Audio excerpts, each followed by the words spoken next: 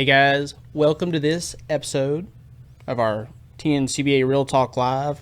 Not live this time, Kelsey. So this time we're going to recap Guntersville, we're going to recap Douglas, and we're going to talk about the point standings and kind of look forward to what's coming up later on. But we've all been busy. Kelsey's in a new job now. It's crazy. Everything that's going on, we're all hustling around. It's summertime, school's out. I'm traveling, you're traveling around, trying to enjoy some breaks. So it's been a little bit harder to get together and make some videos. But that's what we're going to focus on today, is knocking out this recap of Guntersville. Had a lot of fun down there. Oh, yeah. It was, y'all, you hate that the boat messed up on you, but... Fun, but expensive. Fun, but expensive. And a little bit stressful there the last day for you. It always happens that way. But Guntersville was our out-of-town tournament this year, guys. And Guntersville is one we've been to several times, but it's been quite a while since we've been down there. I think, what do we think up? 7 years. So 7 years since we've been there. Yeah, 2015.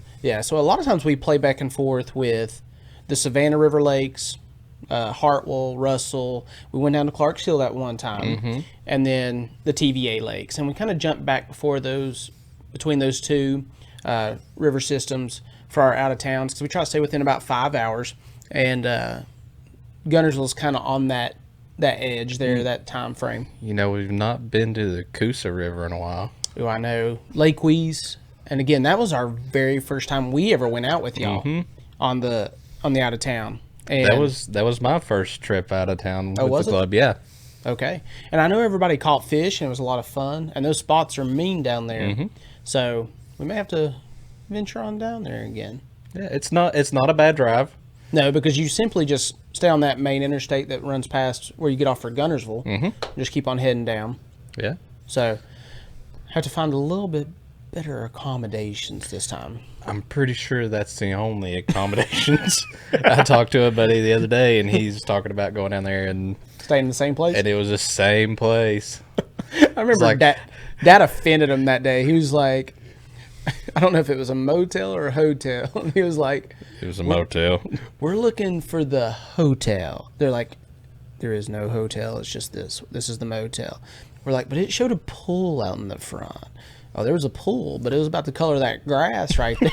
And I was like, what have we gotten ourselves into with these guys? Oh, plus when we got down there, the whole lake was like white capping 6-7 footers. Yeah. It was so bad. Like, we came across that first bridge, and half of y'all said we broke rods or we broke windshields, like trolling motors. The wind was bad down there, but we won't let that deter us.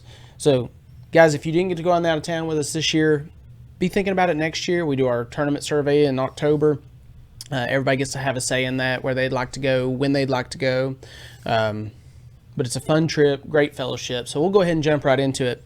It wasn't the Guntersville I was hoping it would be, and I did this to myself last time. Early June, I'm wanting to go offshore. I'm wanting to go fish for those fish, schooled up somewhere, but they're just not there yet, you know? Yeah. I mean, it was definitely different than it has been in the past for us. Right. And the thing that threw me off was the Tackle Warehouse Pro Circuit was there like a couple weeks before, and it was one offshore. But I still think it's one of those situations, there's just a few schools out there that are really set up good, but they also had a lot more current flowing. Yeah. And so for me, I got down there on Monday. You didn't come down till Tuesday evening. Got 1 day of practice. Wednesday. So my first two days of practice was completely spent out graphing, looking offshore, trying to find shell beds, looking for schools of fish, but they were only pulling like 18,000. Now on Douglas, which we're going to get to after our commercial break and look at that tournament, 18,000 is a lot of water. Down on Guntersville, that's like an old man that has no flow. Like, it's a bad stream, dude. Yeah. Like 18,000 is super light for them. Those fish are looking for 60,000, 70,000. Oh, yeah. That's a good flow for them. And with that all going on, those fish just wouldn't set up right. They weren't sitting right on the brakes, right in the current, and they wouldn't feed. What was the highest flow rate that we had. The highest flow rate we saw was 55,000, but that did not kick on until like the end of the day Wednesday, because we finally had some good storms roll through and drop a lot of rain, and I think they were trying to move that out of the system, and that helped us out. So you had some good flow on Wednesday evening, you had some really good flow on Thursday, and then Friday it kind of started to taper off a little bit. But those 3 days were the better days as far as catching fish anyways. Yeah, because I'm trying to think. Thursday morning when we started out, it was in the high 40s that they were flowing. Oh, yeah. It was like 48 or something like that. And then come out Friday, I think it was like 38. Yeah. So they thought they were going to get more rain than they did. Yeah. And they like cranked it up on Thursday, and I was excited for Friday, but then they kind of tapered it off a little bit. But there were some other things that played into hurting our bite on Friday that we'll talk about here in a minute. But guys, the current's big down there. So I spent the first 2 days, Monday, Tuesday, offshore the whole time. And that was my plan going into practice. I was going to look offshore, play around with nothing else. And that's what I did. Graphed, played with humps near the main channel. And it just wasn't working. It was going to be a situation where, like 7 years ago when I came in with just one fish to weigh in, because I tried to push it too hard. So when that took place, we changed up the game plan for Wednesday. And we'll get to the video here in a second and talk you through that, how that game plan changed and how it developed for Friday or Thursday and Friday. But when you were coming down on your practice day Wednesday, did you find what you were hoping to find? Because you were going grass mainly starting out. That was your plan, and a couple shell beds to check that Wednesday. So did everything play out the way you thought it would? No. Oh, okay. Okay. No. I mean, really, the best thing I could find was fishing around bridges. Right. I mean, we found 1, 2 out on a shell bed. Really couldn't do anything out of the grass. But you couldn't duplicate on the shell beds. It's like you get bit once, and then nothing else would bite. Yeah, It wasn't like the normal where you fire up a school and all of a sudden it's like bam, bam, bam, bam. No, and they were very finicky. Yeah. Like Dad caught one on our first day out there off a shell bed, and it was about a 3.5, and then we'd get bit, but they never would commit. Yeah, there were several times I had to like soak that bait and let them eat it. It felt more like a bluegill bite than a good largemouth. Now we say that, but Pope and Olinger did fire up one school of spots, but they disappeared on them the next day. Yeah. And then they had another really good fish they caught in practice off of a bed, but it just was not consistent enough to put a tournament game plan on for us. So that didn't work out, but the bridges were key because, you know, you've got those choke points. So even though there's less current flowing, it's still going to be maximized right there. It's going to kind of funnel through and kind of maximize what little current there was. See, that's where I found a lot of bait. And yes. There was a lot of fish congregated in those areas on Wednesday and Thursday. Now, Friday, it was a little more difficult. I don't know what the deal was, but it just... Well, but fishing pressure changed also. Yeah. Because they had that ABT coming in, and so you've got 250 boats coming there. Monday and Tuesday was like a ghost town. I was shocked, really. I thought those guys would be practicing all week, but I guess if you're locals, it's like kind of around here for us. You're not going to go down there and beat them up all week long. Yeah. You know the lake well enough. You're not coming to a new venue, so you're not going to put in 5 days of practice. Yeah. But Thursday and Friday, you definitely saw the pickup in the amount of boats and the amount of boat traffic out there. So, and going to Guntersville, it's kind of a blessing and a curse. We live in an area where you have really great lakes. You have lakes that are well known throughout the entire country. People make these prime destinations. And so like Chickamauga gets hammered all year long, unless you want to go down there in like August and September, which nobody wants to. Guntersville's the same way. Hartwell's a well-known lake. Russell is one that's kind of off the beaten path. You don't get a ton of, per se, national tournament I was going to say, but it still gets beat up. It still gets beat up, but I mean, there's a lot of people that remember it more in the heyday. Like that was the lake to go to for many years. And you're not necessarily going to Russell to catch a 10, 11, 12 pounder. Now, are there some big bass in there? Yes. Mark Rice has proven that. There are some huge spots, some huge largemouth, but it's not like, it's not pumping them out like a chick.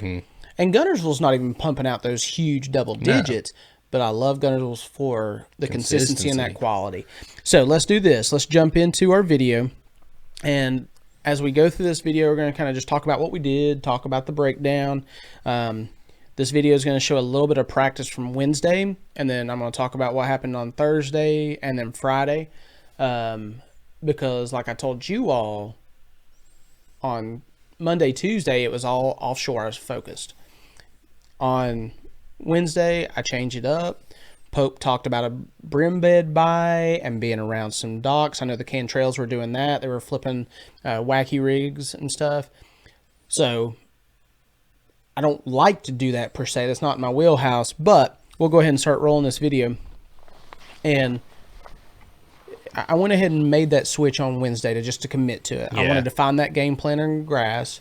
And so the docks that we found were up towards Rosemary or towards Jackson County Park, that pocket up that way. Because most of the good bites and everything I was hearing was coming kind of between the waterfront area and up towards North Salty, Goose Pond, up that way. So I flip under here or skip under here with this wacky rig, and this one eats it. And this is our first quality fish that we've caught the whole time we've been down here. The first couple of days, Kelsey, I think we had maybe 1-2 keepers in those 2 days total. So that's why I was like, at least it was bad out there. Like, if I would have been Pope, it'd have been very easy to get sucked into like fishing offshore because he had some luck, and they had so much good luck with the spots that day. Yeah, I could have got sucked in. Which I'm proud of him for making the changes. Oh yeah. Pope showed a lot of maturity in fishing this week, and we're going to talk about that change he made. But that was huge. Oh yeah, because he made the right adjustment. Me and Dad were able to get some help from him on the fact of flipping that grass that we're going to see here in a little bit. But then the second day, that kind of died out too. And he made the adjustment to still come in with an almost 18-pound bag and claim that win. So you saw the skip under the dock, catch him on a Senko. But on tournament morning, I don't pick one up. I go straight to the spook. And I start working this spook around these docks and these corners. Because again, with the brim bite, those brim are hanging around those corners of the dock. And one big key that you're going to see here is I work this spook so slow. I mean, it is a very slow walk. And this one comes up and thankfully eats it really well. Because I lost a couple more that morning that were just painful. But this was a really good one to get the morning started off. Some good quality around those docks. And then we found a brim bed up there. You won't see it in this video, but you'll see it when we do the Chasing Ghost and that full breakdown. But this got my morning started. But as the day went on, I'll be honest with you, I was nervous. Yeah. Because we only had 2 about 11 o'clock. Yeah. And then we came back down to the grass line just outside of Goose Pond. And we had caught some fish here in practice on Wednesday when we were trying to finish out the day. And we had found just a little setup, a fluke on an with a belly weighted swim bait hook with a single willow blade, super tiny. And one thing around these grass lines is the bait was extremely small. Oh yeah, and that was around the bridge pylons and everything. It was just super tiny, super small. And I think that's where they had a shad spawn maybe a little bit a few weeks earlier, and they'd finally come out. But we ended up catching a couple more, having 4 in the box, doing this, just going down the grass lines. And that's what paid off for us on Friday, was going down the grass line with that fluke style bait. And going back to where you was talking about the bluegill beds and all that, the brim beds and all that, I feel like that was more a location thing, because if you went down the lake where Dad and I were at, you really didn't have... Right. That really was more up the lake in that area. Now, I'm going to pause this video for just a second, and you can kind of see the grass line right there. This is not a grass mat like what we think about in the fall. Yeah. Okay. It was a little bit more sparse, a little bit more sporadic. That grass is just starting to top out. But Pope had come up the lake. They saw us there. We've got 4 in the box. He stops. I go, you got him? He's like, I think we got around 20. I was like, are you being serious? I was like, did you catch all those offshore? He's like, no, it didn't work out. He looked at me. He said, that grass line that you're fishing right there? He said, flip it. I was like, seriously? Like, how deep in there? And him and Olinger hold up their hands and they're like 2-3 foot in. I mean, and you're going to see on this video, it was like close quarter combat with these fish because they were sitting just in those grass clumps. And if you could find a little hole, I'll go ahead and keep playing it.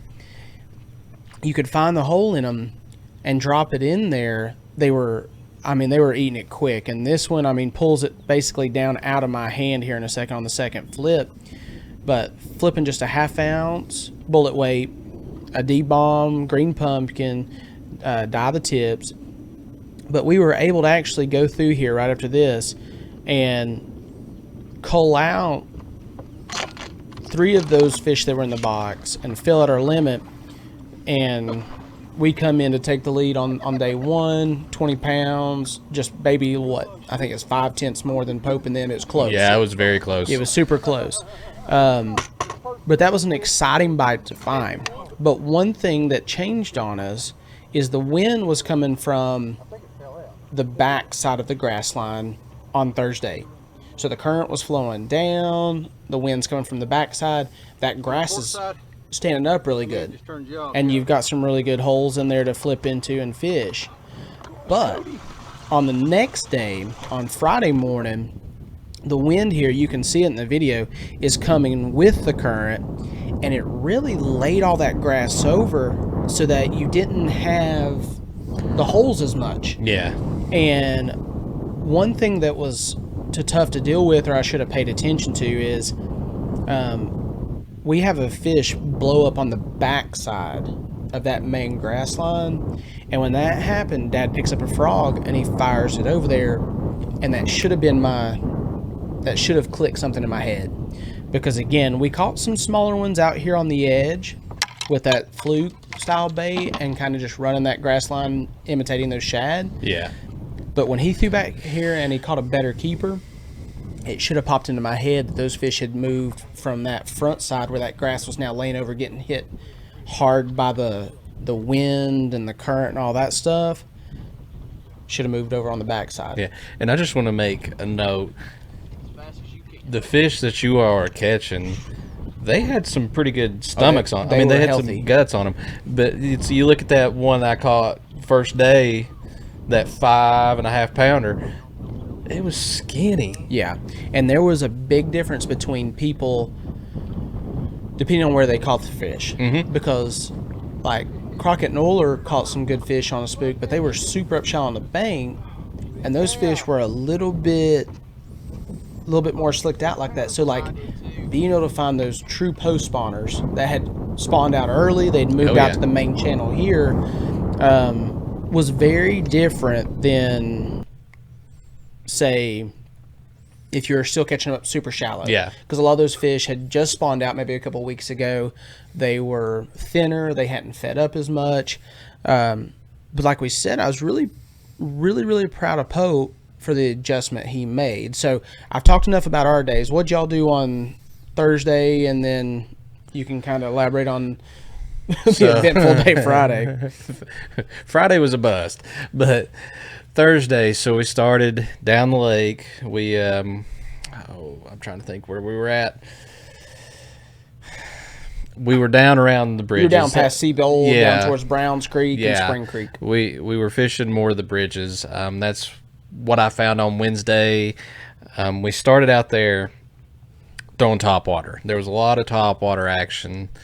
And the first fish I caught was actually that 5-pounder. And then it was weird. There was a lot of topwater action, but it wasn't like schooling. Right. It was just here, there, and then I had maybe 2 or 3 more blow-ups, but nothing ever committed. So then I had to start throwing a drop shot around the bridge pylons. And that's how I caught the majority of my fish. But now you all did you have a limit before you moved back up the lake? Yes. Okay. So you'd had a faster morning, because I remember you called me and you're like, how are you doing? I'm like, well, we got 2 in the box. And you're like, I think you had your limit at that point, didn't you? Yeah, it didn't take us too long to get a limit. Okay. And like, that's why I was panicking. I was like, oh my goodness. Like, we lost a couple good ones and I was freaking out a little bit and starting to spin out some. But the difference is, you know how we talked about in our little podcast that we were doing while we were down there? Yeah. I had the bag that we were talking about, thinking that was going to be what it took. Oh, I know. Well, based on the way practice was going, I was like, if you have 12 pounds, you're going to be in it for the next day. See, so I was feeling good. Oh, I know. I'm sure you were. And I was nervous as all could be. When Pope rolled up there and said he had 20, I was like, you're pulling my leg, man. There ain't no way. Like, nobody's been talking about 20 pounds. Like, he had a good practice on Wednesday. Like, they caught those fish on the wacky rig, running that brim bed pattern and running around those docks. But he still didn't have a 20-pound bag. Yeah. You know, and like when he pulled up there and said, I was like, nah, he's messing with me. But he's like, yeah, we got about 20. He's like, flip it. And then like when that started going down that quick, I was like, well, he does. And like I said, we'll release the Chasing Ghost video, and there's several more of those flips going through there. And I mean, it was less than a 50-yard stretch. Yeah. That it just went down like that. But he noticed the same thing the next day. It disappeared on us. So what I'm going to do here is I'm going to pull up the Navionics web app for a second. Y'all should be seeing my shared screen now. But here's North Salty right here, guys. And this is Goose Pond area where we came out of.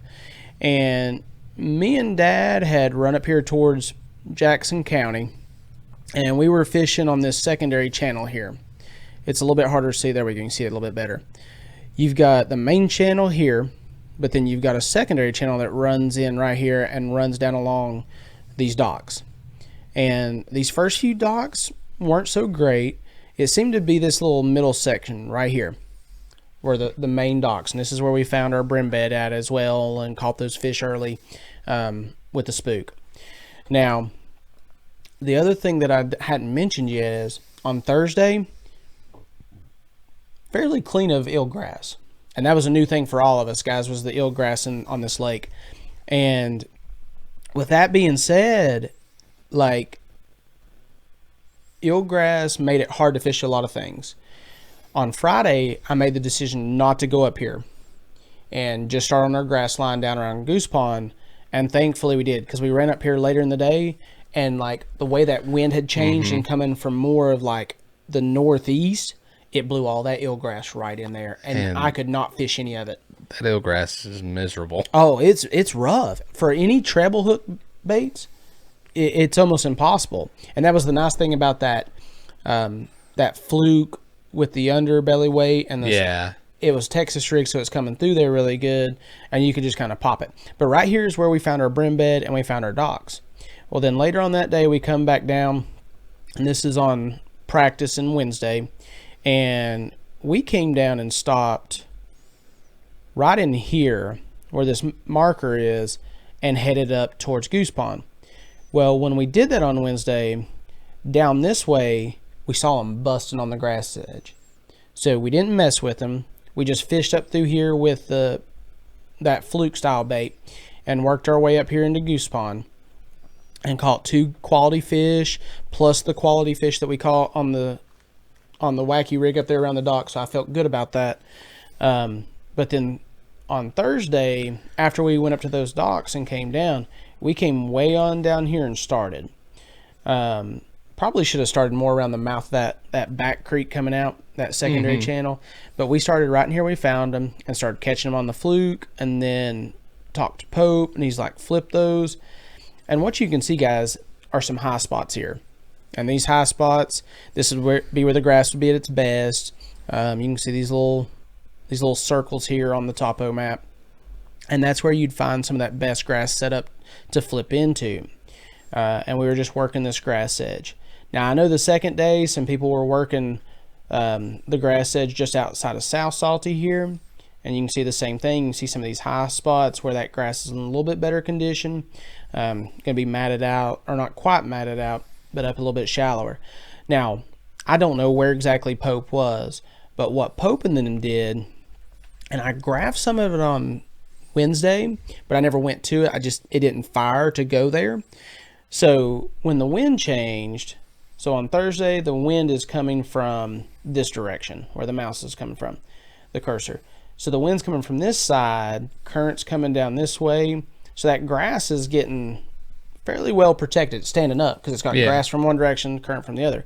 You got some good holes to drop in. The problem on Friday is wind and current are coming from the same direction here and laying that grass over.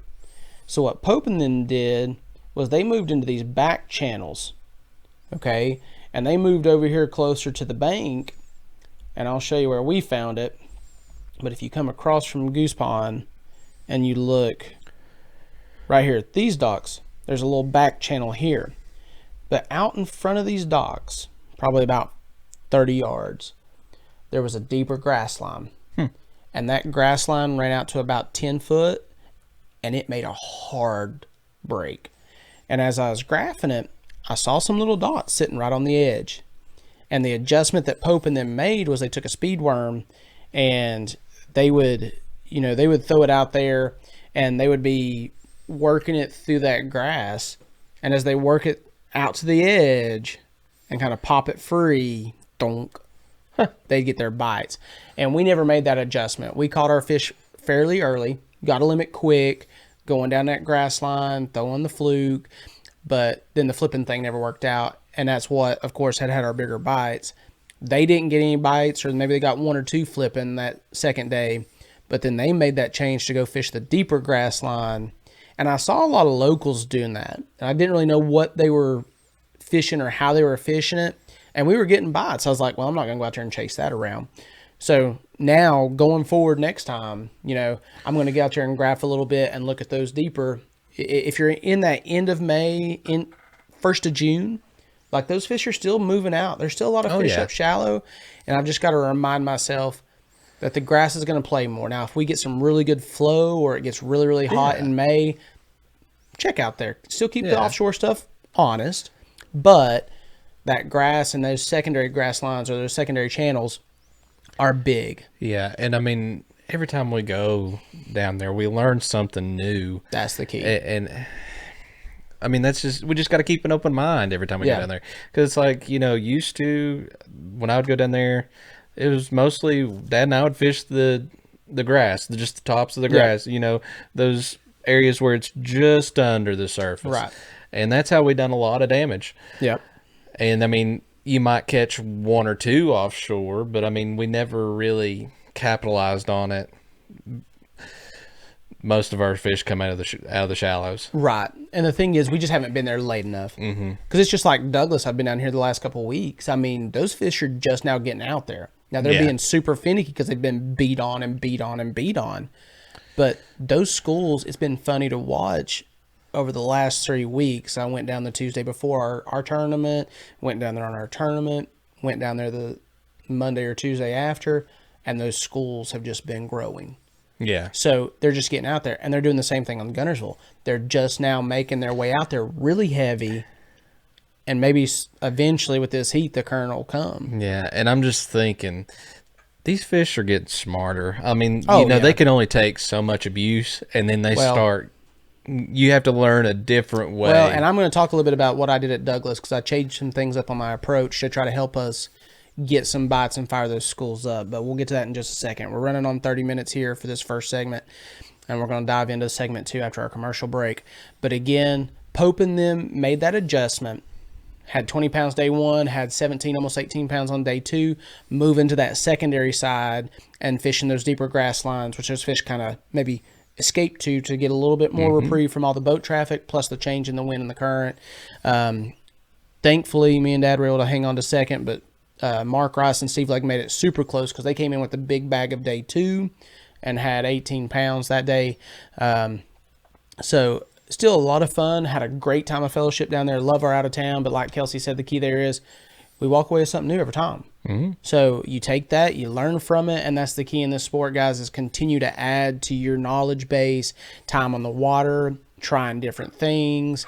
You go to these lakes that got plenty of fish in them. You're getting bites and stuff, and that's the great thing about our out of town. So we hope y'all get the chance to join us on the next one. Y'all get to have some input on our survey this time at the end of the year and say where you want to go, when you want to go, and check that out. But definitely hit up the out of town. I know we had some gas prices are killing everybody right now, and it's high. Yeah. So hopefully that'll all get rectified before next year when we go on our next out of town. Y'all can go join us. But guys, we're going to do a commercial break really quick. We're going to come back for segment 2, talk about Douglas, talk about our standings, kind of see where things are shaking out before we head into this last half of the year, because we've made it to the halfway point, Kelsey. Tournament 6 was Douglas, so we are rolling, man. So it's hard to believe. It's going by fast. But guys, we'll be right back after this commercial break, and we will talk to y'all about Douglas and how that broke down. TNCBA Real Talk Live is brought to you by Tri-City Logistics, Uncle Ray's Beyond Good, and Knoxville TVA Employees Credit Union. Today's the day to explore the journey ahead. Enjoy life's little moments, because they're all around us, in every smile and in every laugh. Cherish the moments that will last a lifetime. With a partner that lasts a lifetime. Enjoy every moment. Knoxville TVA Employees Credit Union. Join us now. All right, guys, welcome back to segment 2 here. Talking about Douglas now. So we finished up Guntersville early June, first full week of June there, 2-day deal. And then now we make the shift into night tournaments, Kelsey. Going to the dark side. Going to the dark side. Now, we technically don't have 3 night tournaments because Patrick Henry coming up that we voted for is early morning. You get a little bit of night fishing. Yeah. But then you end up in the day, which I always like that. I like ending up in the day. I like the fact that, like, when you come to weigh in, everybody's awake. Everybody's... Are you sure? I don't know about that. I mean, we may be a little bit killed on this one, but at least it's daylight. I can see what's going on. Yeah. That's one thing that kills me about the night. But anyways, so we head into Douglas.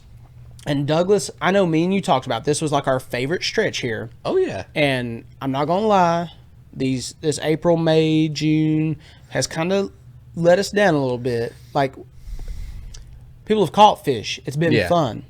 But it just wasn't what I had hyped it up in my mind. It wasn't that just slugfest catching we never hit it. We never hit it just right. No. And so that's what made it tough.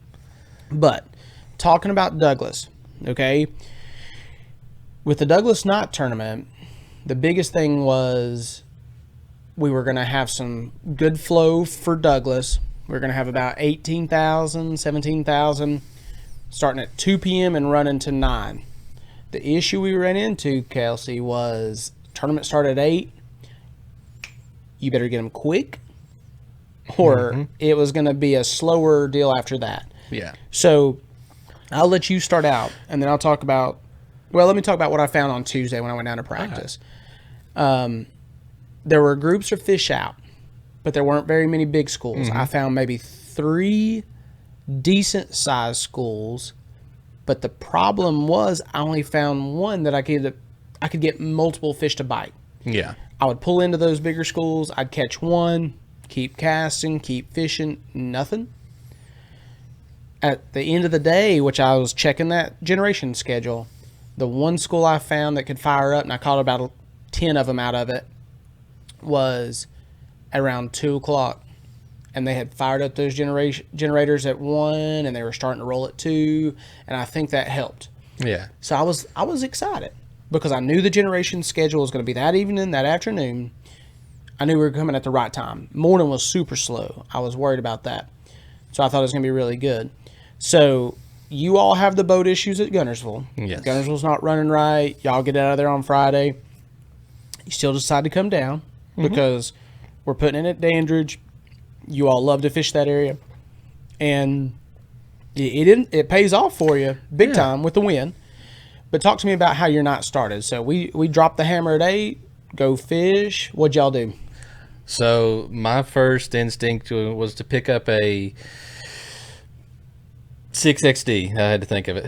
Okay. And that's what I started throwing right there in between where the long fishing pier is and that long point. Okay. So I'm throwing out towards the deep. I'm throwing probably 30 feet off the bank in a straight line down that cut. And I'm just reeling that thing as fast as I can. I'm burning it. Yeah. And you're not really feeling it bite. You just feel. It gets heavy. It gets heavy. Yeah. And I'm making mile-long casts. So about the third cast, I catch a first keeper. And then shortly after that, I mean, we had our first limit, I guess you'd say, by 8:30.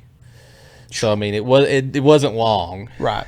And we are doing three fish limits during the summertime to try to help with fish care and just mortality there. Yeah, but again, that's quick still. Yeah, it wasn't bad. I mean, the first one was your typical Douglas Lake, and then after that, we had a couple 15 and a half, 16-inch fish that were close to 2 pounds. Right, and then. After that, I mean, you would still catch a few on a crankbait, but then we started transitioning into our slower baits, throwing tubes and shaky heads and things like that. And that's where we started picking up a few more fish. Worked our way around the fishing pier. Dad caught our keeper smallmouth that we had somewhere around 11 to 12 in between there. And that was a big bump up for us. And then I think we culled a couple more times. Okay. With those smaller fish.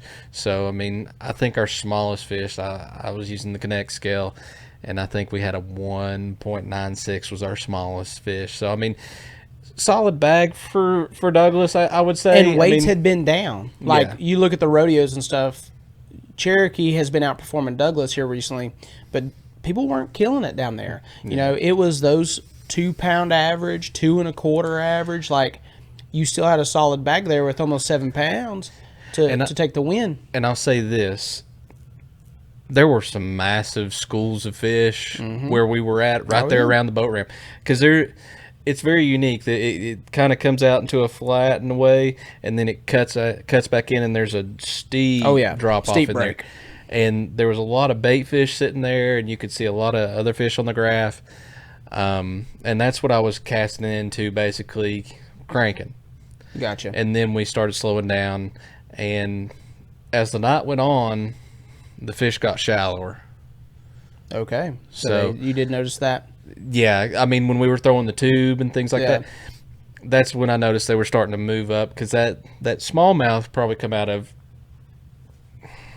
about 2, 3 foot of water. Really? So that good smallmouth got shallow. But it was right next to a super steep drop off. So I mean, they come up that wall, and feed, and then go back down. And that's the thing, guys, with night fishing a lot of times is they will make those pushes up and back out, and that's why I talk about steep and deep a lot in those summertime or wintertime deals. They want to be able to push up, feed on top of those tabletops, and then get back out there, either suspend or move into some deeper water. But that's always a big key, is to be around some steeper and deeper water. So, excuse me, guys. With that, Dad and I went and tried to run our schools, and I'll pull up our map here so we can look at that. So here on Douglas, you're looking at Dandridge here, okay? And that fishing pier is huge, and that area is big because it's so many rodeos, so many tournaments go out of there. So your catch and release stuff is major in this area. So there's always fish around Dandridge and in that zone. So what Dad and I did, I had found some schools. One was on down here towards Muddy Creek. Found one on the tip of this point that had the good flow coming into it. Found a good size school here on this point down towards Cowboys. But the better school that I had found was across from Indian Creek here. And they weren't necessarily set up on the point. This point looks kind of obvious. but they weren't set up here. They were set up along this break line right here on this point. And they were just loaded. And like I said, caught a lot of them in practice, some 2 to 2.5s. But when I ran down there, somebody was sitting right on the juice. And that was one of the struggles with going out at 8, is you got other tournaments go out at 7 from other places, or 7:30. So when we got down there, tried to fish kind of back in here behind them. Maybe there were some lingers that were still on this break. But they had already been catching fish. They knew that school was there. They were sitting right on the cast, the lineup. So we got out of there and ran back up to this house foundation right here. Okay. And this is just outside the mouth of this creek, right here at the main. And we pull up and we get some bites. We even double up a couple times, and it's quick. I knock one. We get 2 keepers really quick, have another good one come up. I knock it off with the net basically, because Dad, like, he comes up, goes back down, and when he comes up and jumps, he basically goes over the net, spits it, and I miss him. So we had that happen actually a couple times that night. Their mouths were super soft. Oh yeah, they would spit something really easy. So that's how you can also tell they're very much just on the tail of that post spawn, or just getting into that post spawn, and they're stressed out easy. Mouths are super soft. Water temps were what, 80s? Yeah, 85, 86 and stuff. So like, it's just, it's been a weird deal. But there was a good school here, and we catch those fish. But the problem is, as soon as 9 o'clock hit, whew, they're gone. And I mean, they're still there in areas, but they're suspended up. They're not grouped together like they were. And like I showed you, they just shut that current off. And when they shut that current off, man, like it just went to nothing. And those fish just scattered, and they weren't setting up right. We got a couple more bites on a Ned rig later that night. Finally got our limit. But again, we had so many people in that 5.5 to 6.5 pound range. Like, everybody was catching those same 15-inch Douglas keepers that weigh 1.75 pounds to there was a lot of 2 pounds. Cookie cutters out there. Oh yeah. And so everybody weighed something in, but at the same time, like, we've been out there before, and you and I have gotten to graph enough now and be around other guys that are good at graphing, and like, you know, the dots that are the 3 to 4 pounders, or maybe 5. Yeah. They're out there. But trying to get them to bite was like the biggest pain I've ever seen. And so I don't know. Like I said, it didn't happen the way I thought it would. I really thought they were going to pull water until about 10. And so when they started shutting off that fast, it died. But you made that adjustment, moved up a little bit shallower to follow those fish, helped you all out. I went back down there on Monday with Jordan, and we went out graphing. I didn't get down there until 2, though. I knew the water wasn't turned on to 2, so we went down there late. But it was still tough to get those schools to fire. I'd catch a couple here, a couple there, but then right before dark, between 7:30 and 8:30, we pulled in on this one school up above, right outside, just above Fancher's. There's that one big long bar that runs up, and the current comes right across. I mean, started lighting them up. Me and her doubled up. I gave her a Kitech, had her throw that thing out there. She caught one that was about 2.5, 2 3/4. I knocked another one of hers off. Or no, she had to jump off. It pulled off. That was probably about 2.5 on a Kitech. They were eating a football jig. They were mixed in there with white bass too. Yeah. So they're out there. They're very finicky. But what I wanted to talk about, what I did was, where I graphed these fish on Tuesday, I knew where they were. I knew what was going on. I stopped my sonar on both, because on a Lowrance, guys, if you go to standby, sonar's still running. It's still pinging. So I went to both of my electronics, turned off sonar, or stopped it. On the front, I was just running map. I'd never turned on the live scope. Left all my electronics off. Never graphed them. Okay, I never drove back over them. And that was one thing I found the other day in my practice was if I graphed them, I couldn't catch them. If I graphed them, went and ran around some more, looked at some other stuff, came back in, shut the motor down, early, and troll the motor up to them with no electronics on, you could get a bite. And so that was key for us on those schools because they're in obvious places. People are seeing them. Well, and it's like I said earlier, these fish are getting used to this. They've been going out there. I mean, everything's getting more and more advanced, and they're getting easier to catch, but they're making themselves harder to catch. I guess we should say they're easier to find. They're easier to find. They're definitely easier to find with the electronics and what we have, and you hear all the pros talking about that as well. But the thing is, they're getting seasoned. They're getting seasoned. They're seasoned vets to what's going on, dude. Yeah. So, like, when you go in there, you've got to be sneakier. Think about the Elite Series on Pickwick. You know, Brandon Lester was talking about it on a podcast after that, and just watching it, I noticed I've never seen so many spinning rods offshore. Like, people throwing Nico-rigged worms and stuff on these schools and stuff, trying to be so much more sneaky, so much more subtle. It was a big key to being successful, and I do feel like that helped us get that one school fired up on that house foundation. Well, it's like the Demiki. I mean, it used to be fire. Yep. And now it's just like it's a very difficult thing to do anymore to get them to commit. There's your big key. To get them to commit, it's very difficult because they've seen it. They're shy to it. I know other people talk about, even on their live scope now, they'll turn it out to about 100 feet because they try to keep them that far away. They don't try to get up as close as they can anymore because these fish, they feel that pressure. They feel that pinging. They know it's all going on, and they know what's happening. So it's a big key is to not give yourself away so bad.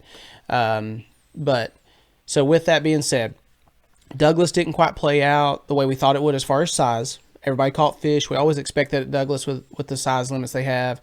I know Pope and them had big fish with a smallmouth. They caught that on a chatterbait, but they found fish schooling, actually, is how they found that.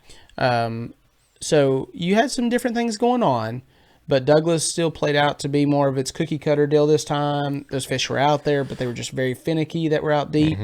Crankbait, I wasn't seeing that one coming because anytime I threw a crankbait on anything, it scared them to death and stuff like that. So I was impressed when you said that you caught them quick on a crankbait. But again, impressive win, even with a broke down motor. That's why you show up. That's why you show up. I told Dad we just need a John boat with a trolling motor. Just a John boat. That's all you need, man. That's all you need, man. Roll up and give it a chance, man. You got to go fishing. So with that win, you know, our points are really starting to take shape. We got 2 drops in there. We're going to take a look here at what's going on.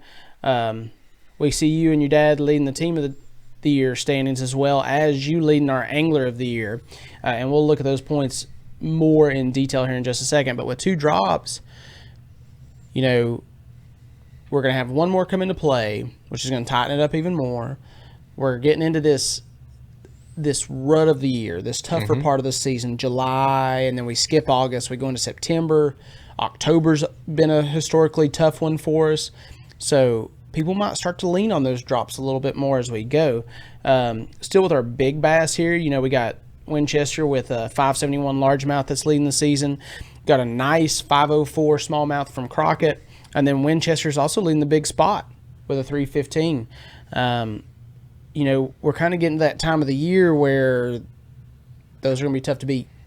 You know, the fall rolls back around, definitely a chance. Later on at Watauga or something, we could see a big smallmouth, a big largemouth. We're going to Cherokee there in October. There could be some big smallmouth swimming around down there. Yeah.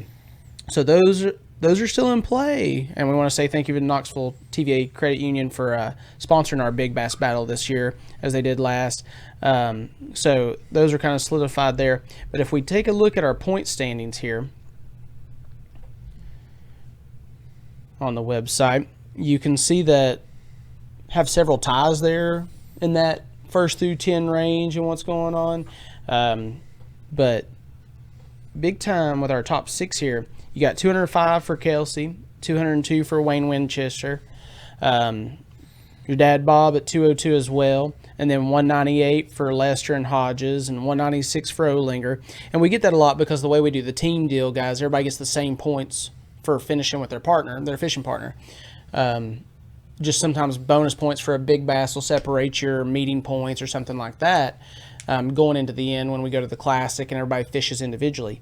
But you can again see here that we have quite a few ties with 198s, 196s, 193s, but it's very tight. And like I said, that's with 2 drops. You start dropping in 3 drops, tightens it up even more.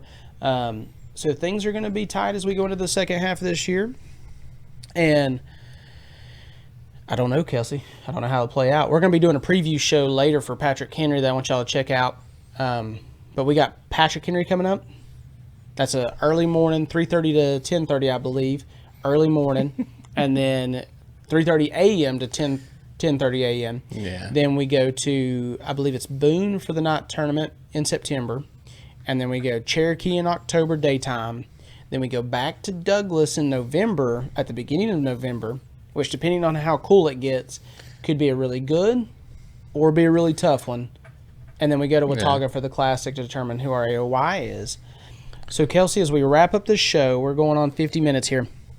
Like I said, Guntersville was fun. Forced us all to kind of adapt and change. What? For the most part. For the most part, I know. You have a boat issue down there, it stresses you out, and, like, that's what weighs on your mind. Like, you hate when that happens. So, hopefully, y'all get that squared away and figured out quick. Douglas, a little lackluster for us.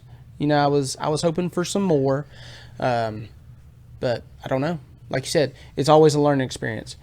Go back down there, try something different. You know, try a little bit more subtle approach. Know that those offshore fish are going to dissipate and go away as soon as that water just cuts off. So, like, get there, hammer it, and then move up shallower or see what's going on. You just always got to learn from it. But our next one coming up on Patrick Henry, guys, is going to be sponsored by Moving Associates. It's a new sponsor with us this year.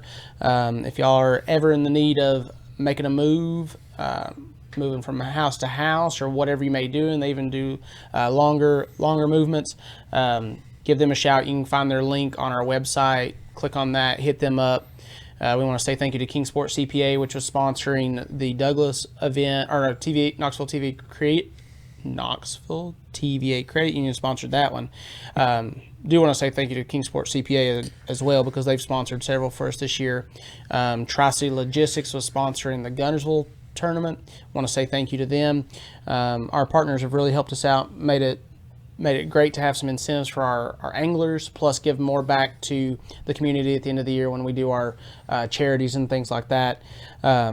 Kelsey, you got any last words for them before we sign off here and say sayonara for this recap show?